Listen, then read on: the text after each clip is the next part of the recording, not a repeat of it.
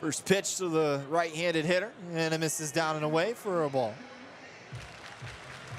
Went 0 for 3 a night ago.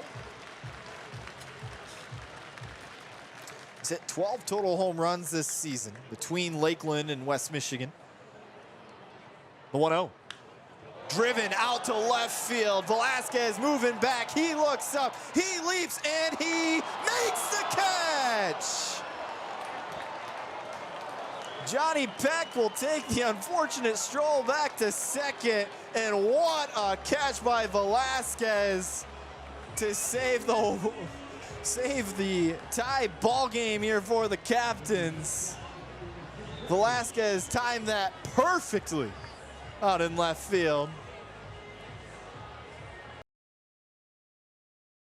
Fields working from the stretch. Here's the payoff. And a called strike 3. And that'll end the inning. Captains tie it up though, 1-1 as we head to the bottom of the third. You're listening to the Whitecaps Radio Network. As he's pitching from the stretch, the first pitch, and it's ripped down the right field line, and that will roll to the wall. Campos on his way home, and he scores. And Pacheco pulls in to second with a stand-up RBI double.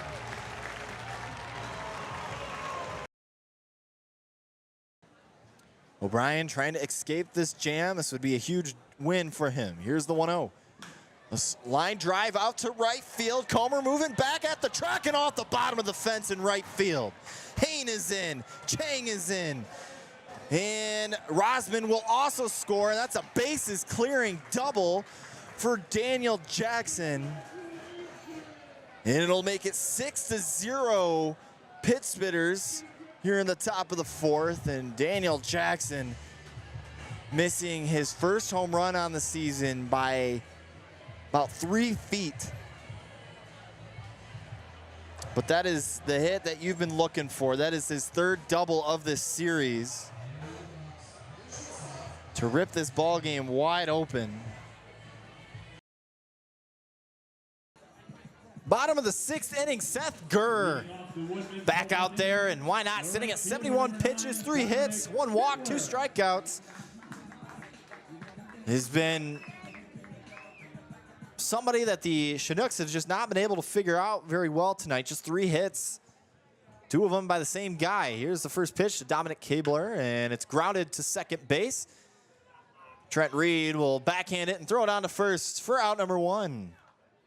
And that's exactly what Seth Gurr has been able to do all day today, is ground balls. Can't ask for much more of an outing than what he's been able to do. So, well, here's the guy that's got 2 of the 3 base hits, Jack Council. A couple of singles for him. And again, he has not wasted any time at the plate.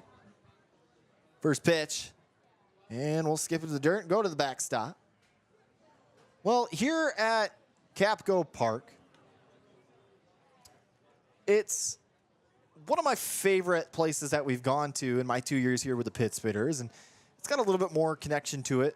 I mean, I grew up a huge Milwaukee Brewers fan, and there's a lot of connection there. The 1-0 clips off the offside part of the plate, and well, at their park, it opened in 2012. They share it with Concordia University, Wisconsin, and the seating capacity sits around 2,020. And, well, the next part is what I like the most, is the 2-0 is fouled back. It acknowledges the Milwaukee Brewers with its outfield dimensions. Out in left field, it's 317 to the foul pole, and, well, 317 is for Jim Gantner, who wore number 17. Out in left center, it's 344, the 2-1. Breaking ball, missing low. Gurr kind of smiling like, come on, give it to me, but the ball, 3-1. 344, well, you know anything about Milwaukee baseball history, it belongs to Hank Aaron, number 44, the 3-1. And that'll miss hit high for ball 4.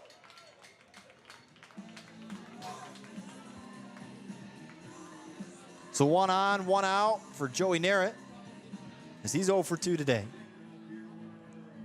And out in center field is 404 for Paul Molitor, who wore number 4 with the Brewers. And then out to right field, and you can see it. It's pretty clearly why that one is. 319, well, that's Robin Yount's number, who wore number 19, and even his jersey is to the left of it. First pitch is in there for strike 1. Part of the ownership here for the Chinooks is Robin Yount and Bob Uecker, 2 Brewers legends, 2 people that, well, you can't talk about Brewers baseball without those 2. The 0-1. Breaking ball, driven out to center field. Rosman moving back at the track. He looks up. This ball is gone. Seth Gurr leaving a breaking ball hanging, and Joey Narrett did exactly what his position does. He cleaned up the bases and sent it out to one of the deeper part of the ballparks to make it a 4-2 ball game here in the bottom of the 6th inning.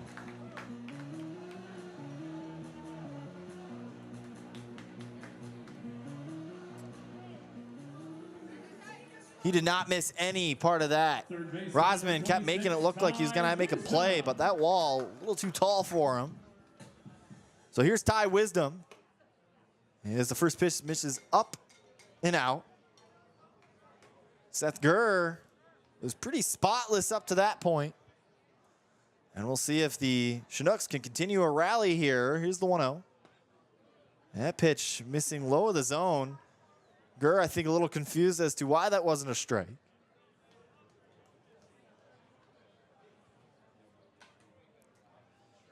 Well, in 2014, the Chinooks held the Northwoods League All-Star game as well. The 2-0, grounded to first base, scooped up by Carter Hain, and he'll toss it to Gurr, who's covering the bag for out number 2.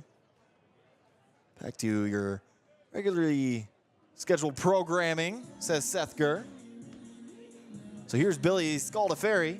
Number 11, Billy. And maybe one of the coolest parts about this whole ballpark, whether you're a Brewers fan and you like all the little additives here, is the fact that it's 200 feet away from the shore of Lake Michigan. First pitch to Scaldaferi. We'll skip in the dirt for ball 1. Some of the former Chinooks, some of the big names that have came through this place since the Chinooks were founded in 2012 is a couple of former Brewers, Owen Miller and Brian Anderson. The 1-0. Missing down and outside. A lot of people might remember Brian Anderson as the third baseman for the Miami Marlins. Brian Anderson playing for the Milwaukee Brewers last summer. The 2-0. And that'll clip the outside part of the plate for strike 1. A couple others, Luke Raley, and Harrison Bader. Everybody knows Harrison Bader. The 2-1. Fouled back. And if you're been in the league for a little over 10 years now, you're going to have some names that come through. And the pit spitters are bound to have that too. They've already got, there's only 2 notable major leaguers that are currently at the big league level that have once wore a pit spitter's uniform. The 2-2. Chopped to third. Guerra, gloves, throws in time. Well, Chinooks get 2 back on a 2-run blast from Joey Narrett. We'll head to the top of the 7th inning. When we come back, you're listening to the Pit Spitters Radio Network.